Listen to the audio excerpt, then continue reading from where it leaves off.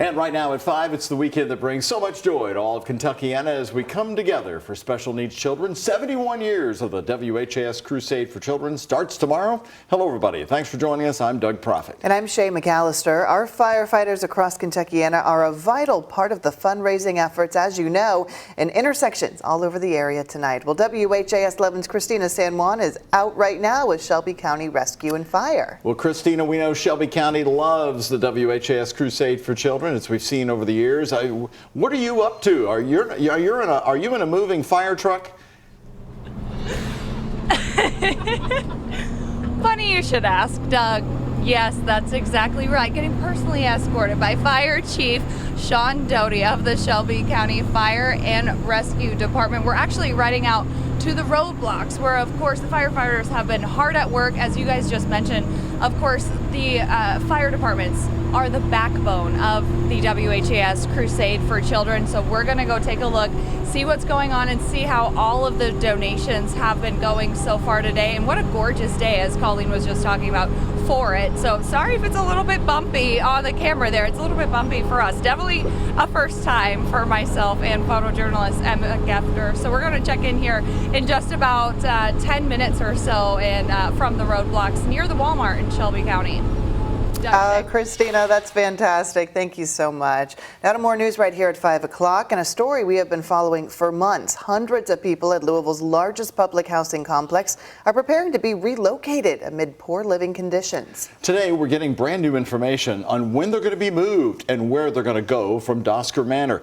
The Metro Housing Authority director speaking at the Bishop's table today at WHAS 11 was the only station there. It's a weekly breakfast meeting where the community discusses controversial issues and hears directly from city leaders. Senior reporter Isaiah Kim Martinez has the story. We have our public housing facilities that are falling down, that are not in good shape, and people deserve better. In her first appearance speaking at the Bishop's table at Gospel Missionary Church, Elizabeth Strojan reiterated a promise. So what are we doing about that? We're getting people in Dosker Manor into better housing as quickly as we possibly can. Earlier this month, we learned hundreds of people living at these 3 downtown high-rises, the Dosker Manor apartments, will be relocated. It comes as the Louisville Metro Housing Authority seeks federal approval to demolish the decaying facilities where residents have lived fighting bugs, mold, and violence. The goal for Strojan to tear the complex down and start over. But all the ones that need assistance, that need infusion of capital dollars, it's my job to make that happen before those places look like Dosker Manor. The Housing Authority tells me in mid-June, they'll start sending out relocation surveys to residents in the A building, said to be in the worst shape. In those surveys, people will rank their options, either move to another public housing site, a property owned by an LMHA partner, or opt to receive a Section 8 voucher. The Housing Authority is assuring Dosker Manor residents their choice will be given priority and costs of moving will be covered. And on Friday morning, Strojan, LMHA's executive director, asked for the community's help to come work for them. I need somebody that's committed to the mission, that wants to come to work every day, that wants to make Louisville better. That's what we need at LMHA. And Bishop Dennis Lyons hosts the Bishop's Table each Friday at 9 a.m. at Gospel Missionary Church. And a note here, the Housing Authority says they're going to start relocations on a voluntary basis first. Well, new today in one of Southern Indiana's most disturbing cases, DeJohn Anderson, the woman accused of killing her son and then stuffing his body into a suitcase, is now trying to call upon the U.S. Supreme Court to dismiss her case. DeJohn Anderson is charged with murder, neglect of a dependent resulting in death, and obstruction of justice in the young boy's death. In her motion filed this week, Anderson claims the Washington County, Indiana Circuit Court has no jurisdiction over the case, and she wants the U.S. Supreme Court now to dismiss it. Right now, Anderson is being held at the Washington County Jail without bond, and she'll be back in court on June 20th. The man accused of attacking women around a downtown parking lot has been re-indicted on a rape case from nearly 2 years ago. Investigators say the original crime happened on June 30th, 2022. Well, this week, the grand jury indicted Coleman for rape, sodomy, assault, and robbery. Right now, an arrest warrant has been issued for Antonio Coleman with a $50,000 full cash bond. Earlier this month, Coleman was released from custody to a residential immediate care facility after he was found not competent to stand trial in a court hearing. Now to the historic verdict in the trial of Donald Trump, found guilty on 34 felony counts.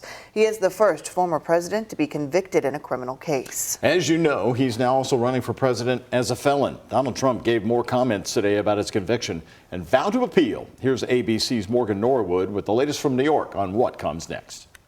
Just one day after his historic felony conviction, former President Donald Trump sounding off, slamming the DA and the judge, while also downplaying the charges and conviction. I paid a lawyer, totally legal. I paid a lawyer a legal expense. Trump also taking aim at Michael Cohen, his former attorney and fixer who testified for the prosecution. He didn't name Cohen outright, instead hurling insults, despite the active gag order barring him from talking about witnesses in the case. Now, I'm not allowed to use his name because of the gag order. But you know, he's a sleazebag. Everybody knows that. In the final stretch of the trial, Michael Cohen testified that Trump directed him to pay off adult film actress Stormy Daniels to keep quiet about a sexual encounter with Trump, which Trump denies. All of this so voters wouldn't find out ahead of the 2016 election. Cohen, in his first remarks following Trump's conviction, praising the verdict. So this has been a long time coming for accountability. Jurors heard hours of testimony from 22 witnesses after roughly 10 hours of deliberations over the course of 2 days. The 12-person panel of New Yorkers returning a stunning, unanimous guilty verdict on 34 counts of falsifying business records. President Biden, who has largely refrained from commenting on the case during trial, speaking out about the verdict for the first time. The American principle that no one is above the law was reaffirmed. It's irresponsible for anyone to say this was rigged just because they don't like the verdict. Our justice system has endured for nearly 250 years, and it literally is the cornerstone of America, our justice system. The justice system should be respected, and we should never allow anyone to tear it down. It's as simple as that. And Trump says that his team plans to appeal the verdict. As for the sentencing, Trump will learn his fate on July 11th. That is just 4 days before the Republican National Convention. He could face penalties ranging from a fine or probation or even up to 4 years behind bars. I'm Morgan Norwood, ABC News, New York.